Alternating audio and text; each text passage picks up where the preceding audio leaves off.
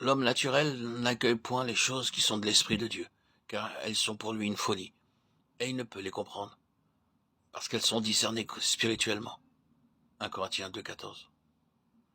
Ceux qui ont compris le sens de la croix, et ne sont plus sous la domination de la chair, supposent assez volontiers qu'ils sont sous la seule influence du Saint-Esprit, et sont uniquement guidés par lui. C'est ici qu'il importe de placer une importante leçon, celle de l'activité désordonnée de l'âme, avec ses facultés de pensée et de volonté, qui sont un si grand danger pour l'individu et pour l'Église. Voici un homme né du Saint-Esprit, vivifié. L'Esprit de Dieu demeure en lui. La croix, qui est la porte, le chemin, la source de victoire et d'affranchissement de la chair, lui a été révélée.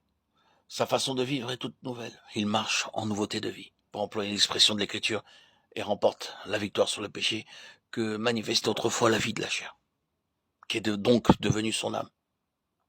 Son âme, c'est-à-dire son intelligence, ses sentiments, ses émotions, sa personnalité, son moi. Et quelle est la force animatrice de cet homme, qui n'accomplit plus les désirs de la chair? Est-ce le Saint-Esprit qui maintenant anime et dirige la vie psychique? Ou bien le principe directeur émanerait-il du domaine inférieur? La vie naturelle est déchue, héritée du premier Adam. L'idée courante, c'est que quiconque est mort au péché en Christ et ne marche plus selon la chair est nécessairement spirituel et entièrement sanctifié. Or, l'affranchissement de la domination de la chair ou vie charnelle n'implique pas la délivrance de ce qui est psychique, des sentiments terrestres, et que l'homme ne se conduise plus selon la vie terrestre. Mourir au péché, crucifier la chair, ce ne sont là que les premières phases de l'action de l'Esprit de Dieu en l'homme. Celui-ci, pour ne plus être charnel et demeurer psychique, être toujours sous l'influence de l'âme au lieu de se mouvoir dans le domaine spirituel, où s'établit le contact entre l'homme et Dieu. Pour comprendre clairement ce qui précède, voyons ce que manifeste le chrétien, qui est resté psychique, lorsqu'il a cessé de marcher selon la chair. L'âme comprend l'intelligence et les émotions. Elle est le siège de la personnalité, donc du sentiment de soi.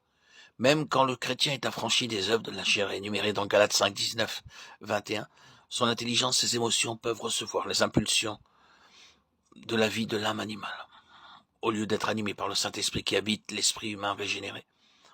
Nous dirons donc que le chrétien psychique est celui dont l'intelligence, la pensée, les sentiments, les émotions sont animés par la vie du premier Adam, au lieu de l'être par la vie de Christ. Esprit vivifiant qui contrôle, influence l'intelligence et les sentiments de quiconque marche selon l'esprit. 1 Corinthiens 15, 54. Le Saint-Esprit demeurant dans l'esprit peut rendre le croyant capable de crucifier les œuvres du corps, même lorsque son intelligence et ses sentiments sont restés charnels.